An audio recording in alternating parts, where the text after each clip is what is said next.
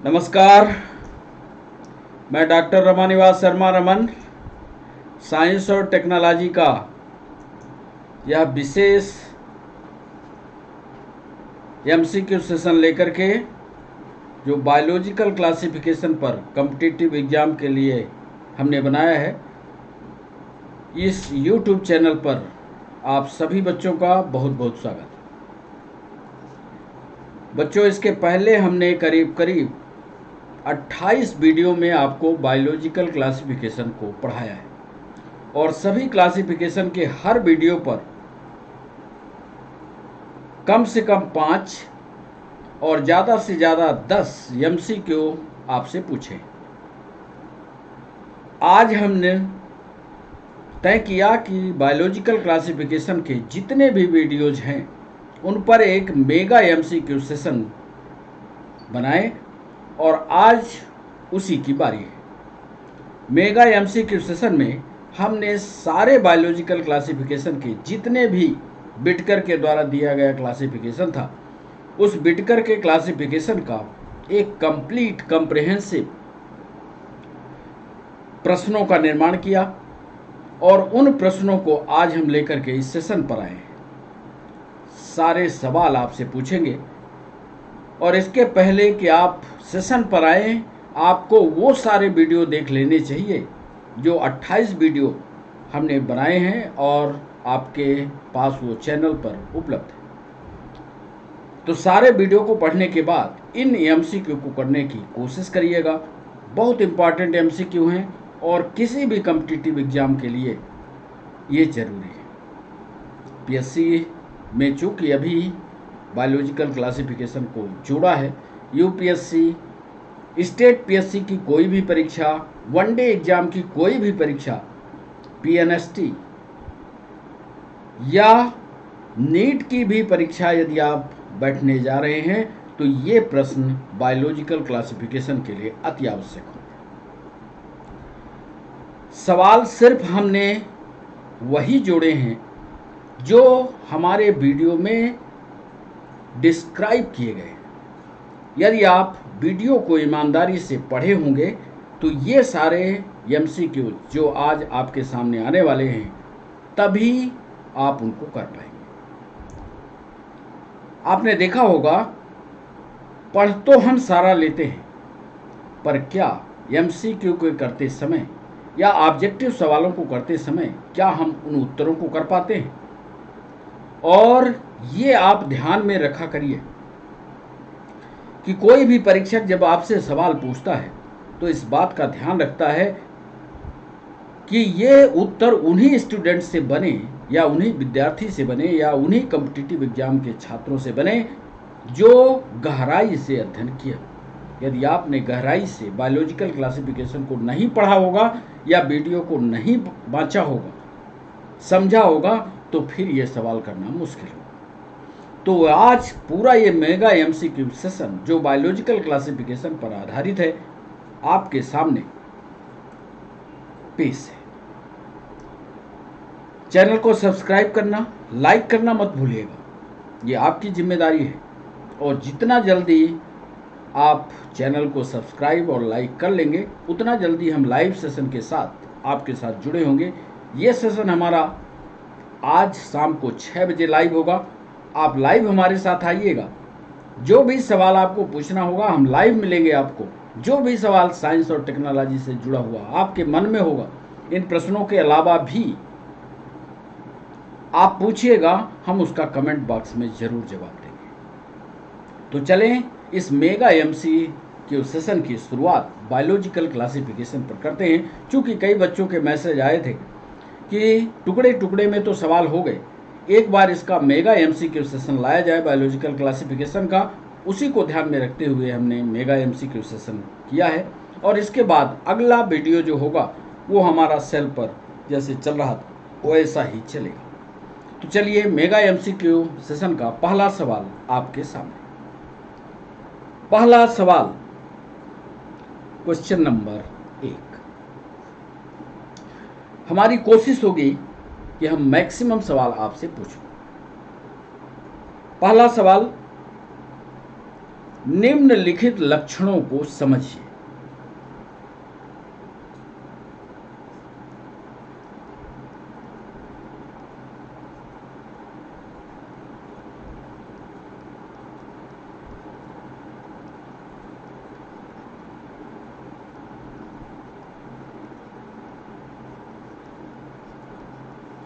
मतलब जो हम लक्षण लिखने वाले हैं पहले उनको गंभीरता से समझिएगा। जल्दी में उत्तर करेंगे 100% मानिएगा गलत हो जाएगा।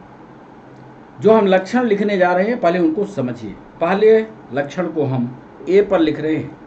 ए पर लक्षण लिखा हमने argon level organisation.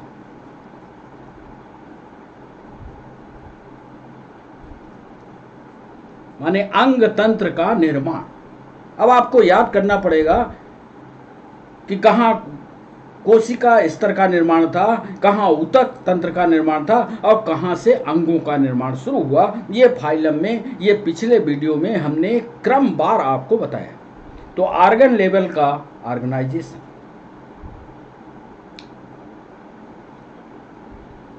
Organ system, दोनों लिख रहे हैं ऑर्गन सिस्टम लेवल ऑर्गेनाइजेशन। दूसरा लिख रहे हैं द्विपार्श्व सममित या बाइलेटरल सिमेट्री।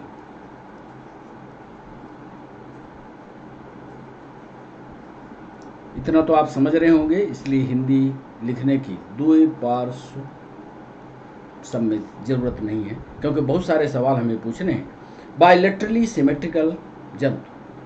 और तीसरे में लिख रहे हैं ट्रू सीलोम या सत्य सीलोम। सत्य सीलोम का मतलब जिसमें वास्तविक रूप से सीलोम उपस्थित हो। सीलोम क्या होता है इसका पूरा डिस्कशन हमने इसके पिछले वीडियो में आपको समझाया है। सत्य सीलोम।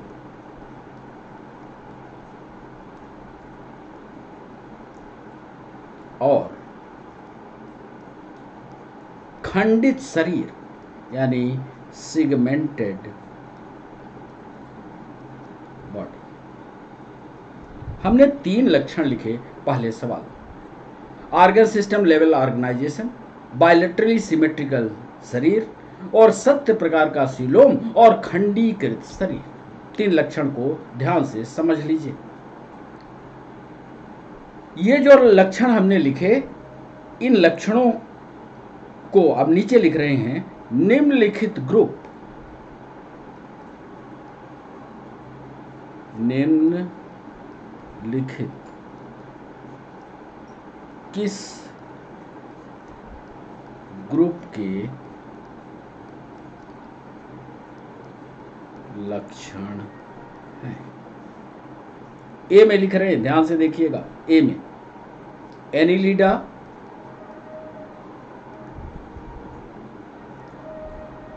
Mollusca,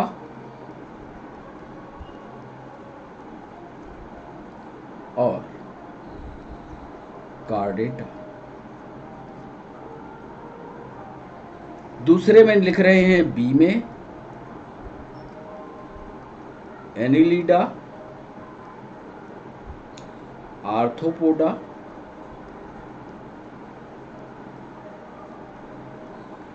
chordata. सी में लिख रहे हैं एनिलिडा, आर्थ्रोपोडा, एनिलिडा, आर्थ्रोपोडा और मोलस्का। और डी में लिख रहे हैं आर्थ्रोपोडा,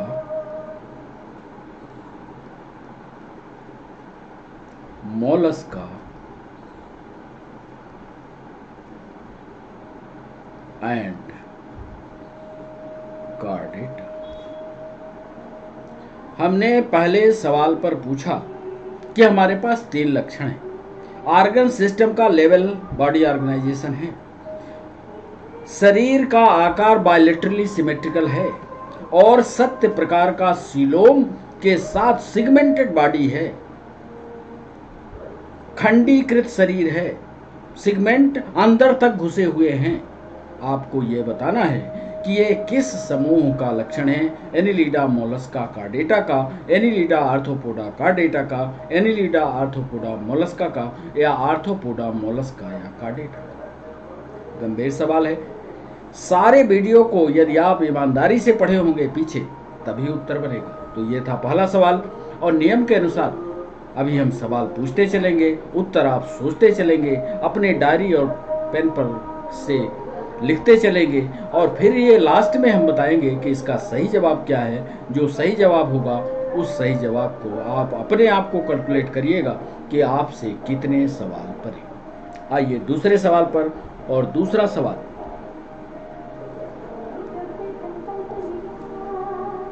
निम्नलिखित में से किस फाइलम में, निम्नलिखित में से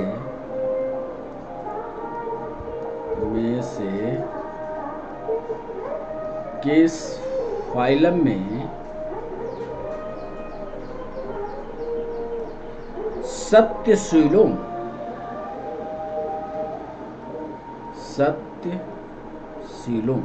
यानी ट्रूसिलोम तथा बायलैटरली सिमेट्रिकल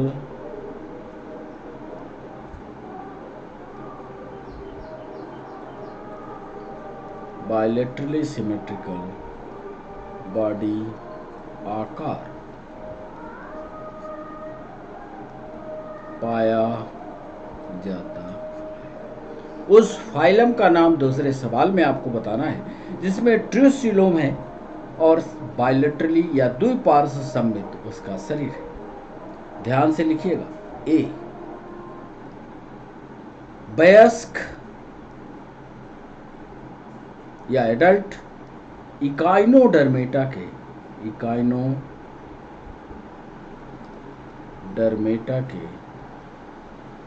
प्राणी। बी में लिखने जा रहे हैं प्लैटीहेल्मिन्थेस।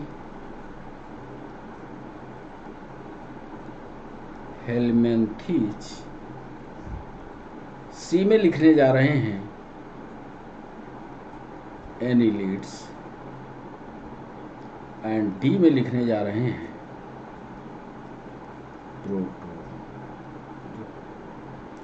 हमने सिर्फ दो लक्षणों को लेकर के दूसरा सवाल पूछा है। सत्य सीलोम माने वास्तविक सीलोम है और बॉडी जो है द्विपार्श्व सममित है। यदि बॉडी को बीच से फाड़ दिया जाए तो दो बराबर भाग हो जाएंगे। आप ये बताइए कि क्या एडल्ट इकाइनोडर्मेटा में पक्का है? इकाइनोडर्मेटा में एक लार्वर कंडीशन होती है, ध्यान कीजिएगा। एडल्ट इकाइनोडर्मेटा के प्राणी की बात कर रहे हैं, प्लैटीहेल्मिन्थेस की बात कर रहे हैं, एनिलिडा की बात कर रहे हैं और प्रोटोजोआ की बात कर रहे हैं। ये था हमारा दूसरा सवाल, और दूसरा सवाल का सही जवाब आप आंकिएगा, फिर हमको बताइएगा। तो ये था दूसरा सवाल। आइए तीसरा सवाल।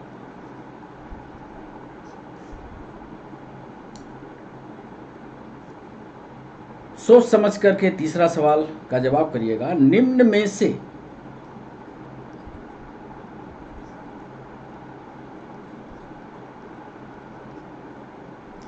कौन सा जंतु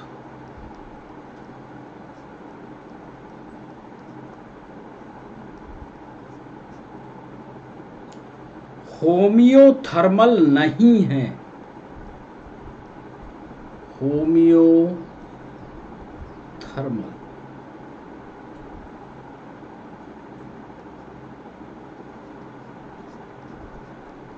ऐसे जंतु का आप नाम बताएंगे जिसमें तापमान का कुछ लेना देना है।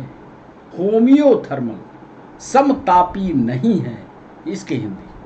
निम्न में से कौन सा जंतु समतापी नहीं है, होमियोथर्मल नहीं है? नहीं का जवाब करना। ए, मैक्रोपस।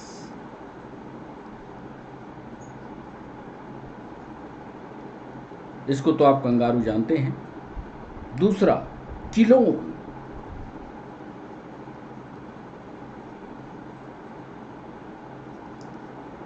सी, कैमिलस। जिन जंतुओं के बारे में आप नहीं जानते हैं उन जंतुओं का चित्र भी हम लास्ट में आपको दिखाएंगे, चिंता मत कीजिएगा। माइक्रोपस, केलियोन, कैमिलस और डी पिस्टाकुला।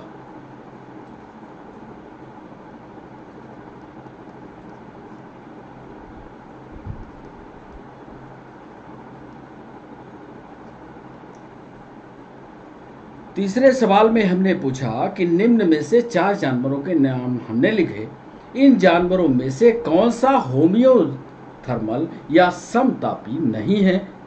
ज़्यादा विस्तार से यहाँ पर डेफिनेशन नहीं समझाएंगे, पिछले के सारे वीडियो में हमने सब कुछ समझाया है। यदि पिछला वीडियो आप ईमानदारी से पढ़े होंगे तो ये भी उत्तर आपसे बनेगा। Question number 3। तो तीसरा ये सवाल था। चलिए चौथे सवाल की ओर चलें।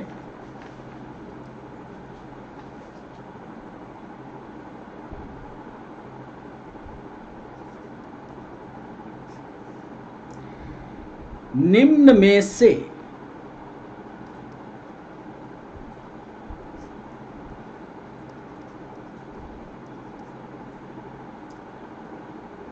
कौन सा लक्षण, रुक रुक के सवाल पढ़िएगा, कौन सा लक्षण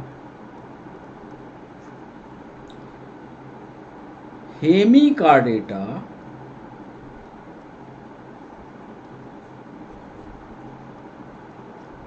और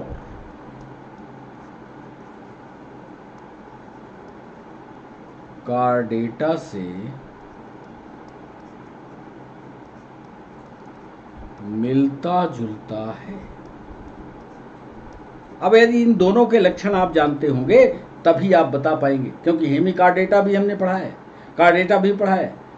हेमिकार्डेटा के वीडियो में हेमिकार्डेटा का लक्षण है और कार्डेटा के वीडियो में कार्डेटा के लक्षण। तो निम्न में से कौन सा लक्षण हेमिकार्डेटा और कार्डेटा से मिलता जुलता है। पहला, नर्व कार्ड का पाया जाना।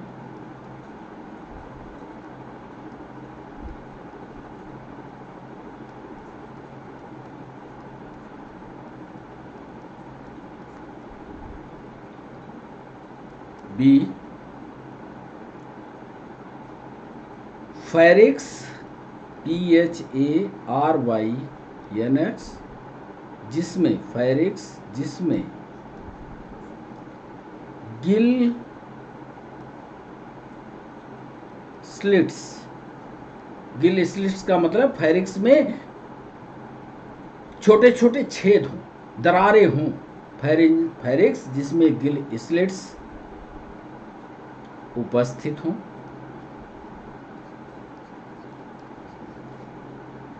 सी, फेरिंक्स हो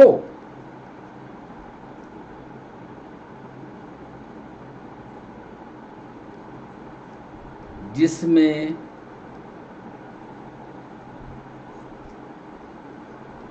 गिल स्लिट्स ना हो। और डी, नोटोकार्ड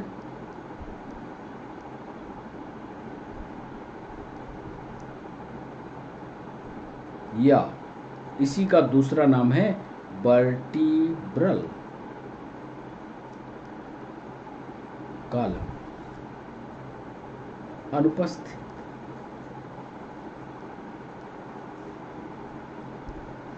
चौथा सवाल हमने पूछा बच्चों कि निम्न में से कौन सा लक्षण हेमिकार्डेटा और कार्डेटा से मिलता जुलता है। पहला उत्तर पूछा नर्व कार्ड का पाया जाना, फेरिक्स में गिल स्लिट्स का उपस्थित होना, फेरिक्स जिसमें गिल स्लिट्स ना हो। मतलब दूसरा सवाल, एक में फेरिक्स गिल स्लिट्स के साथ हो, दूसरे में फेरिक्स जिसमें गिल स्लिट्स ना हो, और तीसरा और अंतिम था कि वर्टिब्रल कॉलम का उपस्थित। बड़े उत्तर जो है काफ़ी सही उत्तर, काफ़ी एक दूसरे के नज़दीक है, सोचोगे तभी उत्तर बनेगा। तो ये चौथा सवाल था। पांचवा सवाल देखिए,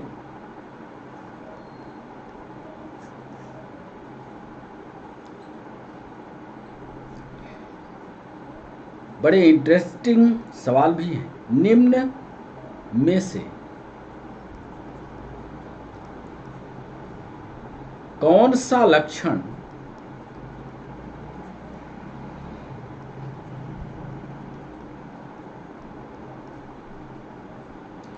बर्ड और मैमल को बर्ड और मैमल्स का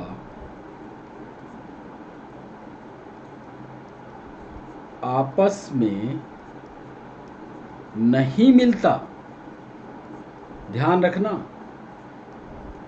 हमने पूछा है कि बर्ड और मैमल का वो लक्षण आपको बताना है जो दोनों का आपस में नहीं मिलता। नंबर 1, बीबी पैरिटी। ये हमने पढ़ाया है। बीबी पैरिटी क्या होती है? बी वार्म ब्लडेड, ये भी पढ़ाया है। गरम खून। सी बोनी एंडोस्केलेटन, हड्डियों का ढांचा, अंतःकंकाल हड्डियों का। और अंतिम डी रिस्पिरेशन के लिए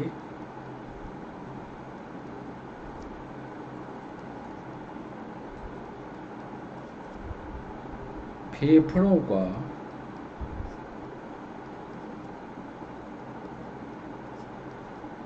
पाया जाना।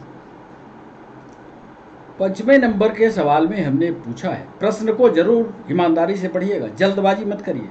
निम्न में से कौन सा लक्षण बर्ड और मैमल्स का आपस में नहीं मिलता?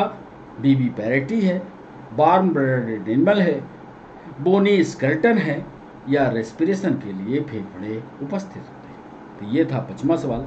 आइए 6वें सवाल पर, क्वेश्चन नंबर 6। निम्न में से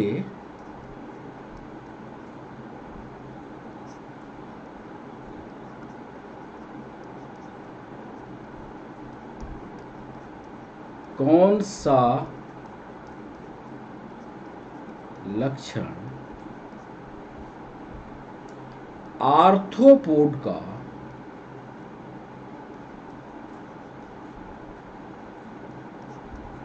नहीं है? जितने लक्षण हम लिखने जा रहे हैं उसमें से एक लक्षण ऐसा होगा जो आर्थ्रोपोडा का नहीं होगा। नहीं वाला बताना है। पैरापोडिया की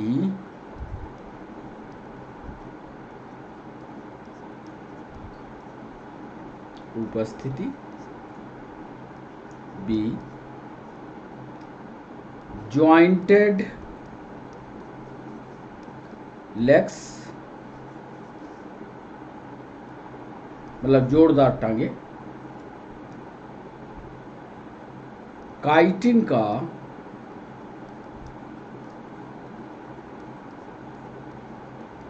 बना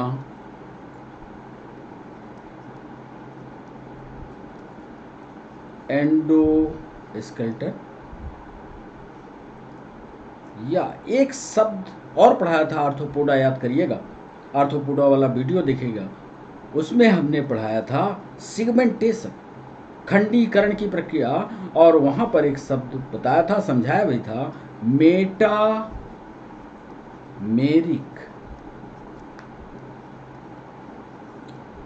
सिगमेंटेशन। अब इन चारों लक्षणों में से वो कौन सा लक्षण है जो आर्थ्रोपोडा का नहीं है, ये आपको बताना। तो 6वां सवाल ये था। आइए आपको ले चलते हैं 7वें सवाल पर।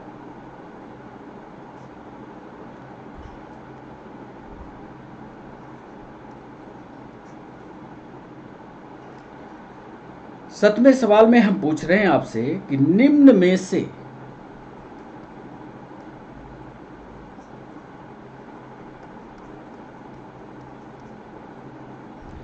कौन सा जंतु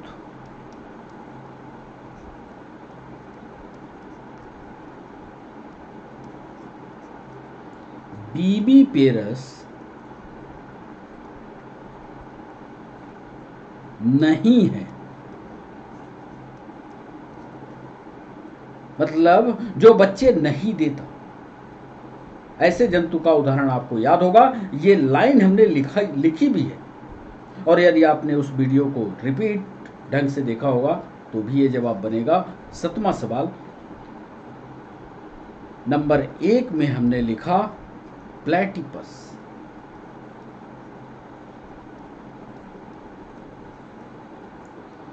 बी पर हमने लिखा व्हेल,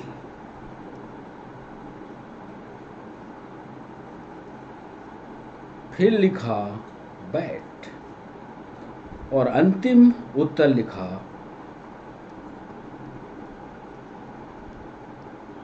हाथी। हम ये पूछ रहे हैं कि इन चारों जंतुओं में, बड़ा सीधा जवाब है, इन चारों जंतुओं में उस जंतु का नाम आपको बताना है जो बीबीपेरस नहीं होता, अर्थात बच्चों को जन्म नहीं देता। 8वां सवाल,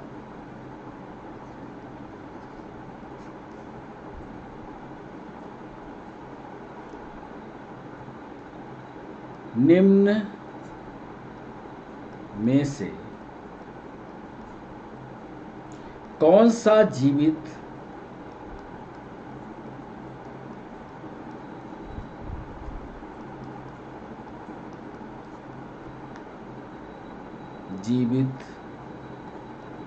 जीव है जिसमें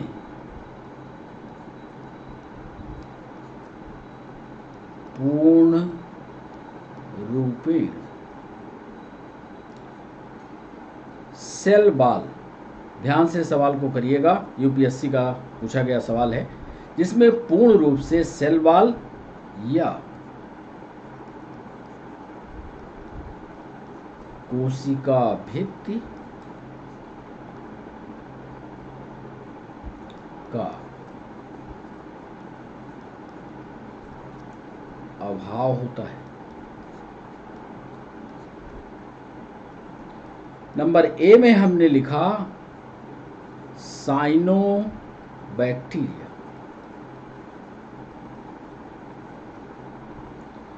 बी में हमने लिखा गार्गोनिया।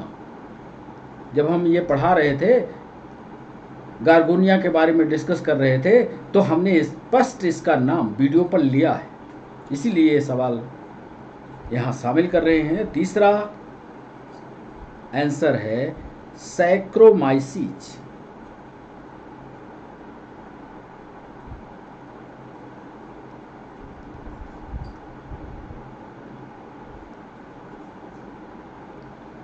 और अंतिम इसका ऑप्शन है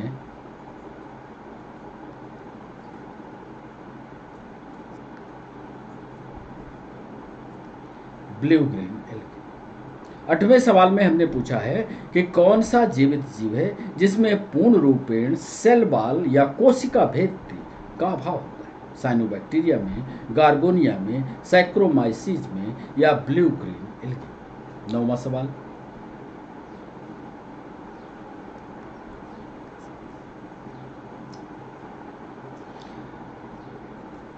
निम्न में से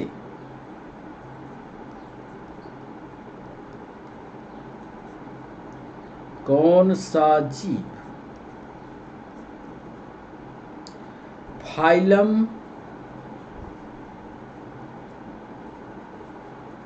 आर्थ्रोपोडा का सदस्य है? ध्यान से इसका जवाब करिएगा। Puffer fish,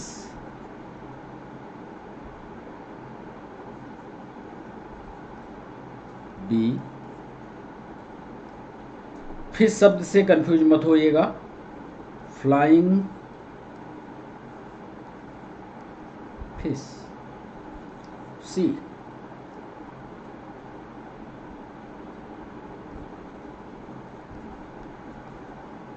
cuttle fish and T.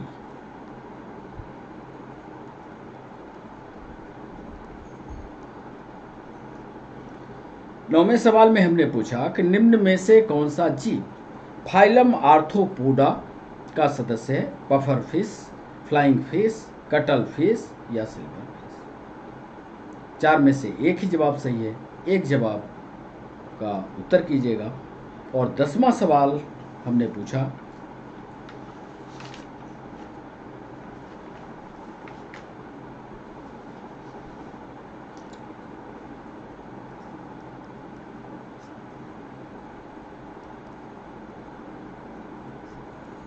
निम्न में से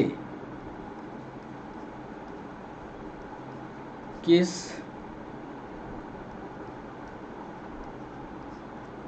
समूह के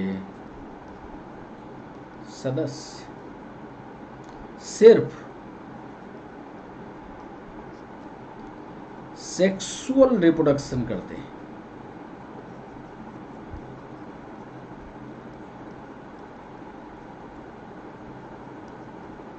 मतलब उस ग्रुप का नाम या उस फाइलम का नाम आपको बताना है जिसमें सिर्फ और सिर्फ लैंगिक प्रजनन होता है, अलैंगिक प्रजनन नहीं होता। तो ऐसे में उत्तर हम आपको दे रहे हैं निडेरिया,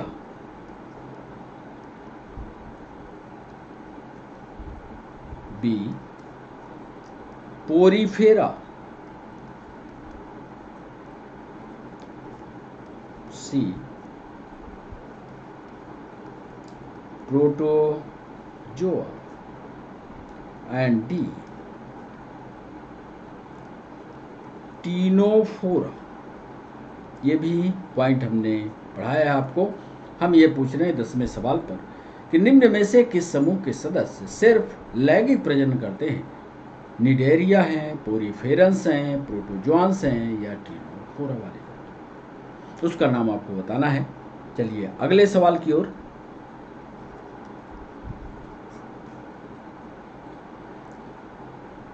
निम्न में से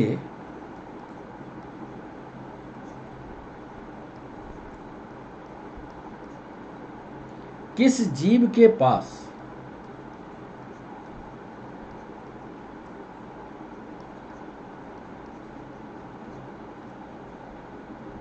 एक ही बाह्यतम, ध्यान से समझ लीजिएगा, एक ही बाह्यतम छिद्र होता है जो माउथ और एनस का कार्य? मतलब सिर्फ एक ही छेद होगा, माउथ और एनस अलग अलग नहीं होंगे, सिर्फ एक बाह्यतम छिद्र होगा कि वो माउथ और एनस दोनों का काम करेगा। उस जंतु का नाम आपको बताना है। नंबर ए में लिख रहे हैं ऑक्टोपस, बी में लिख रहे हैं स्टार फिश, सी में लिख रहे हैं फैसियोला और डी में लिख रहे हैं, जितने नीचे नाम लिखे उसमें से कोई। ऐसे जंतु का आपको यहाँ पर नाम बताना है जिसमें सिर्फ एक ही अपर्चर होगा और वो अपर्चर, कुल मिलाकर के सीधा अर्थ ये पूछ रहे हैं कि वो अपर्चर माउथ और एनस दोनों का काम करेगा। ये हमारा 11वां सवाल था।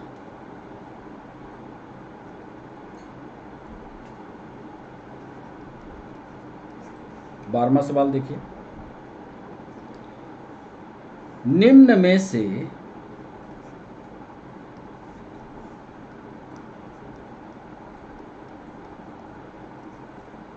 कौन सा जंतु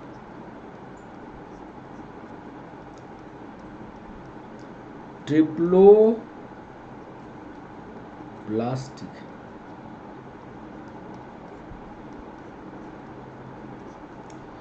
ये बताना है इसमें आपको कि निम्न में से कौन सा जंतु ट्रिप्लोब्लास्टिक है।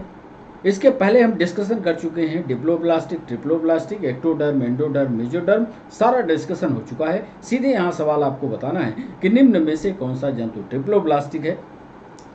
नंबर 1 में हम लिख रहे हैं, ए में फ्लैट बार, चपटे कृमि, चाहे तो आप हिंदी में भी लिखें इसको, चपटे। बी में लिख रहे हैं स्पंजेज,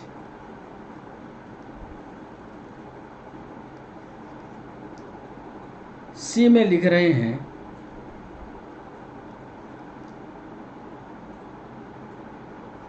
टीनो फूरा के जी, और डी में लिख रहे हैं कोरल्स। ये समुद्र में पाए जाते हैं, समुद्र के किनारे किनारे ये उगते हैं कोरल्स। तो ये 12वें सवाल में हमने पूछा कि कौन सा जंतु ट्रिप्लोब्लास्टिक होता है, क्या वो फ्लैट वार्म है, क्या वो स्पंज है, क्या वो टीनोफोर्स का जीव है या कोरल्स है। तो 12वां ये सवाल था। 13वें सवाल पर आइए।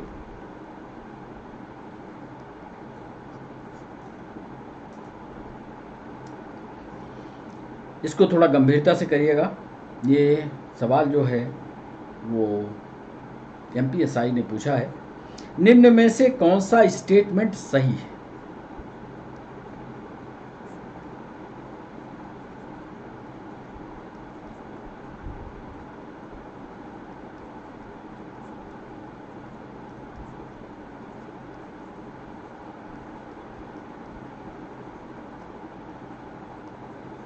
निम्न में से कौन सा स्टेटमेंट सही है।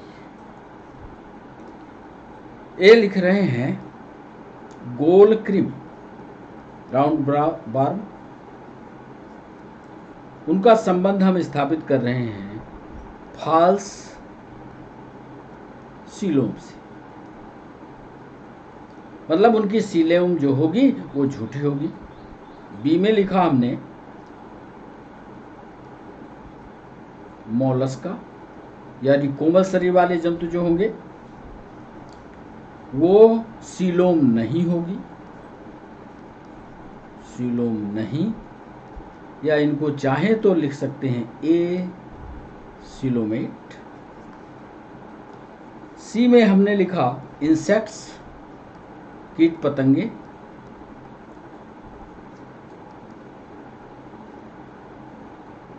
यहां पर भी स्यूडोसिलोम,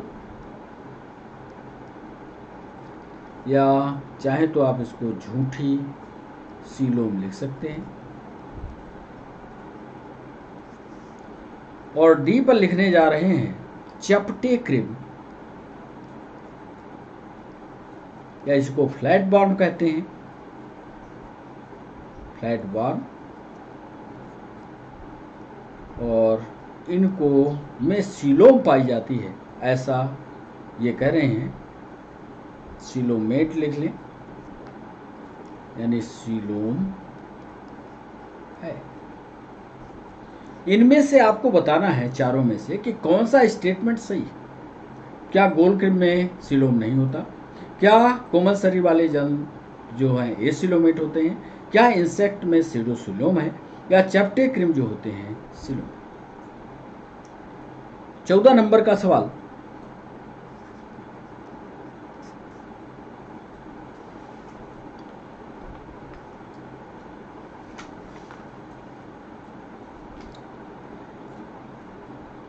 एनीलिडा का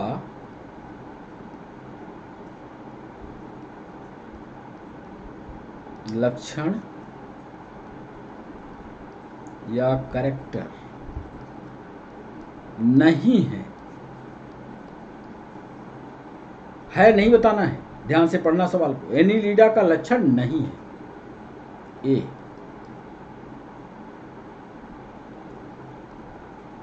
फॉल्स सीलोम, यानी झूठा coelom. B ventral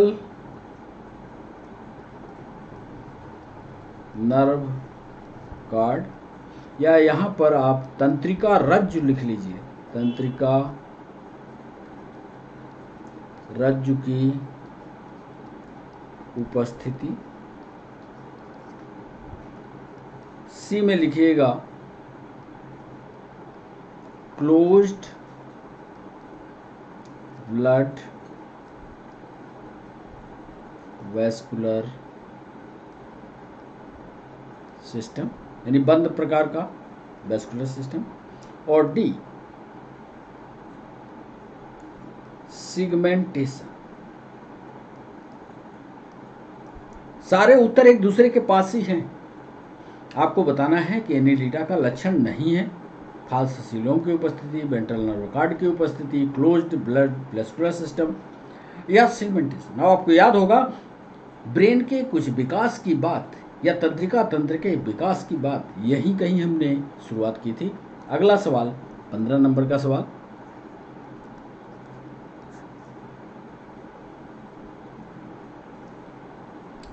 Madhya Pradesh PSC में पूछा गया।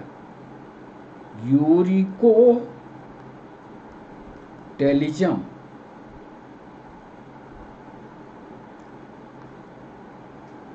पाया जाता है।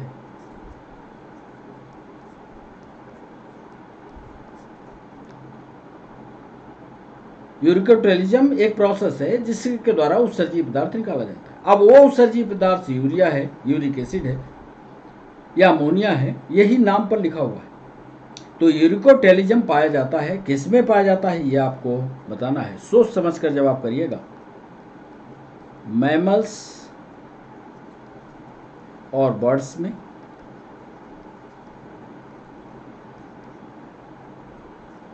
फिश और प्रोटोजोआ में, सी बर्ड्स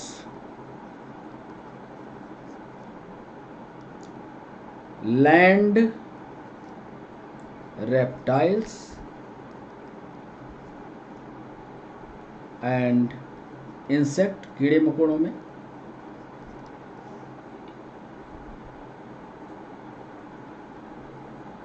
एंड डी मेढक में, एंड टोट उसी की जाती है। यूरिकोटेलिज्म एक प्रोसेस है जिसमें यूरिक एसिड का निर्माण होता है। हमने पूछा इसमें से सही ग्रुप बताना है आपको कि सही ग्रुप कौन सा है। क्या वो मैमल और बर्ड है, क्या फिश और प्रोटोजोआ है, क्या बर्ड लैंड रेप्टाइल या इंसेक्ट है, क्या फ्रॉग और टोट है। बच्चों 16वां सवाल,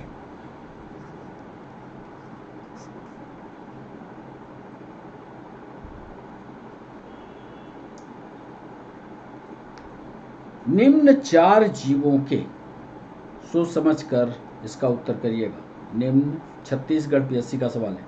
निम्न 4 जीवों के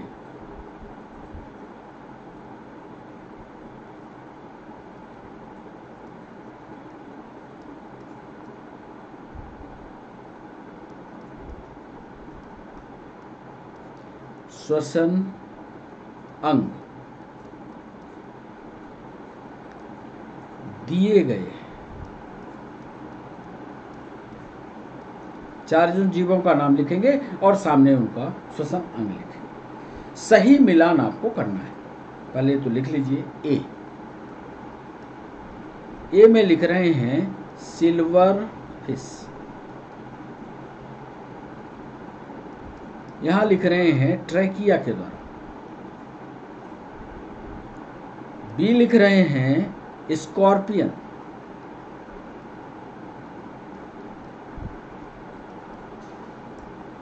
यहां लिख रहे हैं बुक लंग। सी लिख रहे हैं sea squad,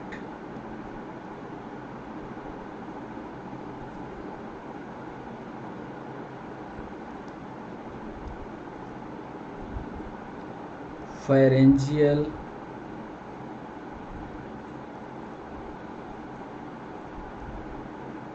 Gill slits. And D लिख रहे हैं डॉल्फिन।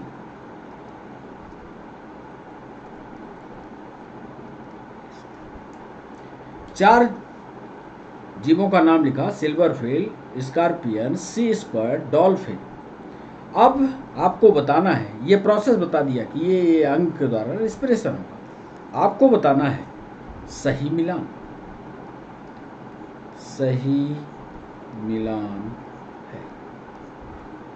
यहां से आपको उत्तर निकालने हैं। ए में लिख रहे हैं ए और बी दोनों, बी में लिख रहे हैं ए, बी एंड सी तीनों, सी में लिख रहे हैं बी एंड डी दोनों, और डी में लिख रहे हैं सी एंड डी।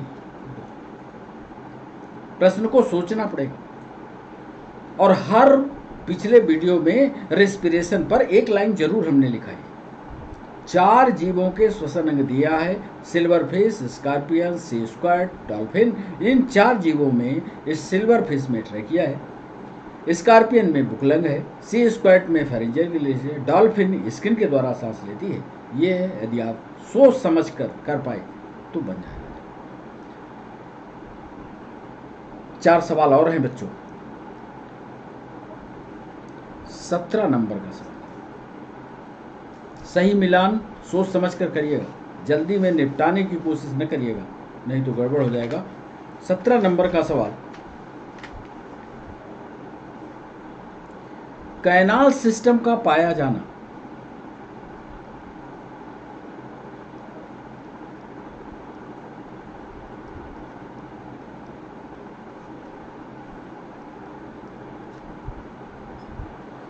किस फाइलम की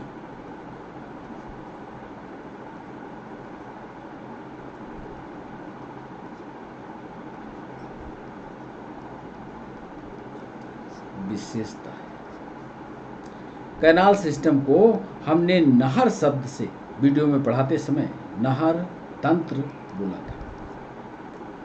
कैनाल सिस्टम किस फाइलम की विशेषता है यह आपको बताना है। ए में हम लिख रहे हैं इकाइनोडर्मेटा,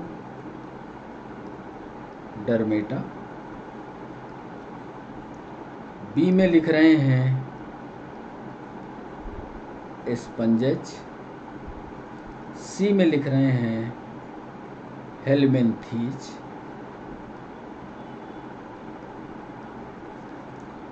और डी में लिख रहे हैं सीलेंटिरेट। नहर तंत्र, अब नहर तंत्र काहे के लिए उपयोग होता है ये भी डिस्कशन हमने पीछे के वीडियो में किया। तो नहर तंत्र किसकी विशेषता है? क्या वो इकाइनोडर्मेटा की है, क्या वो स्पंज की है, क्या वो हेलमिंथीज की है, क्या वो सीलेंट्रेटा की है? तो ये था 17वां सवाल, क्वेश्चन नंबर 18।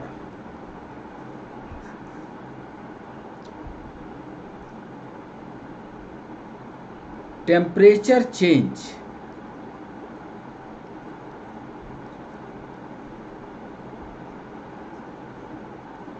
मतलब किसी भी जीव का वातावरण परिवर्तित हो जाए वातावरण के अनुसार।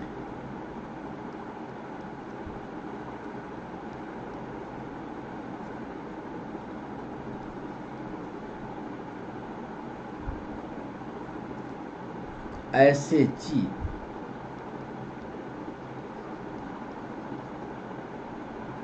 कहलाते हैं। किसी भी जीव का वातावरण के अनुसार बॉडी का टेम्परेचर चेंज हो, ऐसे जीव क्या कहलाते हैं? A पॉइक्लो thermal,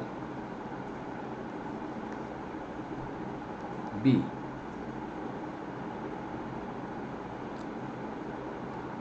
homeo thermal, C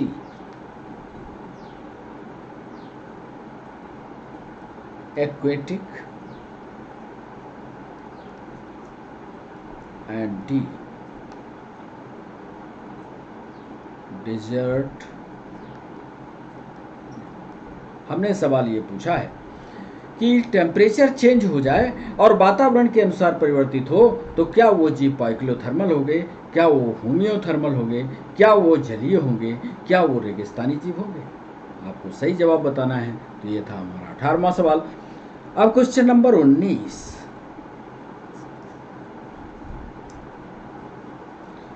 19 number में सवाल ये पीएनएसटी में पूछा गया, बर्ड्स में क्या नहीं पाई जाती?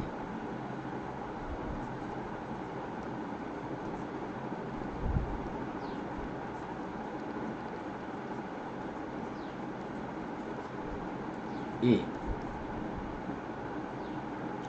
श्रोण मेखला,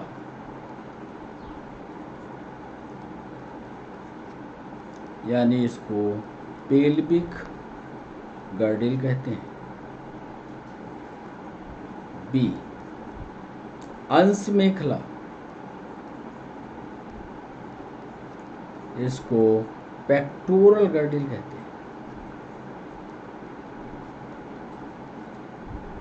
सी पश्चपात या hind limb, and D four limb या अग्र। आपको ये बताना है कि चिड़िया जो होती हैं उन चिड़िया में क्या नहीं पाई जाती? क्या श्रोणि मेखला नहीं है, क्या अंश मेखला नहीं है, क्या पश्चपाद नहीं है, या क्या फोर लिम्ब नहीं है? एक ही अनुपस्थित है। ये वर्ड में बताना है। और बच्चों, आज के सेशन का अंतिम सवाल, क्वेश्चन नंबर 20। पी न्यूमेटिक, ये हमने पढ़ाया है। P pneumatic bone, P silent है, न्यूमेटिक इसको बोलते हैं। ऐसी हड्डियां जिसमें एयर की जगह होती है, पी न्यूमेटिक बोन पाई जाती है।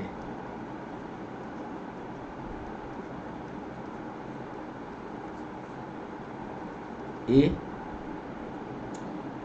शार्क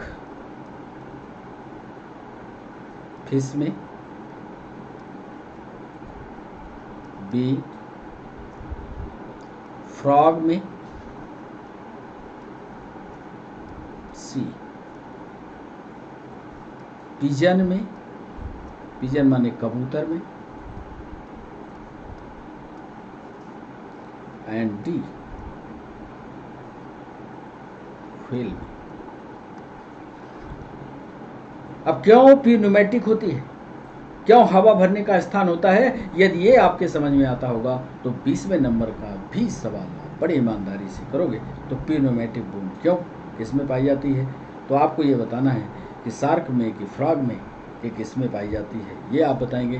तो आज मेगा सेशन में हमने 20 सवाल लिए थे।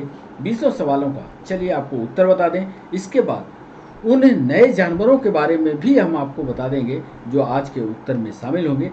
तो पहले 20 का उत्तर बता दें। आइए पहले सवाल पर आपको ले चलते हैं। पहले सवाल का जवाब क्या होता है ये हम आपको बता दें।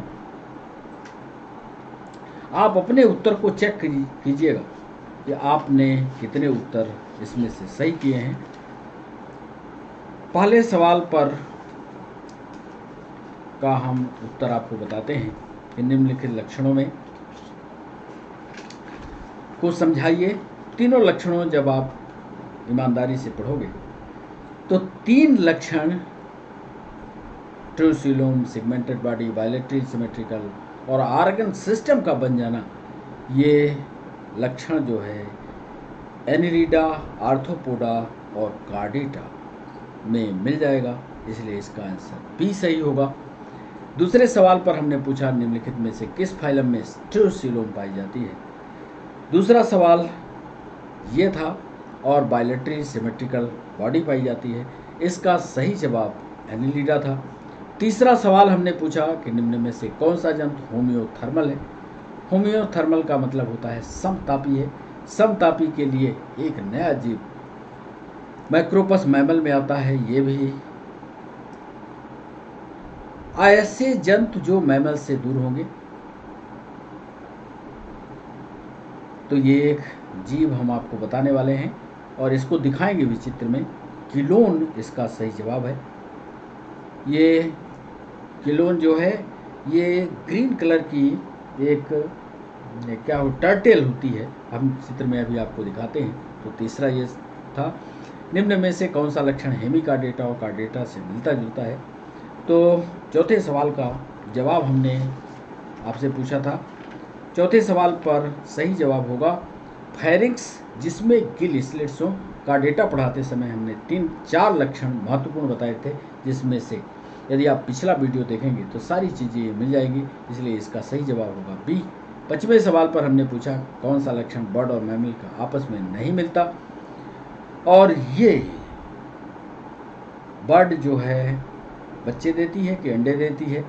बीबी पैरिटी का मतलब होता है बच्चे देना, यही नहीं मिलता है, बाकी सब मिलते हैं, यानी बच्चे देने का नहीं मिलता। 6वां सवाल हमने पूछा कौन सा लक्षण आर्थ्रोपोडा का नहीं है।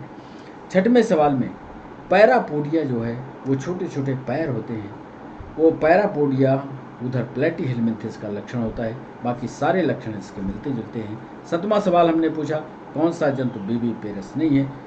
आपको हमने कार्डेटा बताते समय आपको बताया था कि कार्डेटा में भी भाग किए गए ऐसे मैमल्स जो अंडे देने वाले हैं और ऐसे मैमल्स जो बच्चे देने वाले हैं, उसमें उदाहरण हमने आपको पढ़ाया था प्लेटिपस। 8वां निम्न में से कौन सा जीवित जीव है जिसमें पूर्ण रूपेण सेल बाल या कोशिका भित्ति नहीं होती। अभी उसका चित्र भी दिखाएंगे। ये सीलेंट्रेटा का सदस्य गार्गोनिया।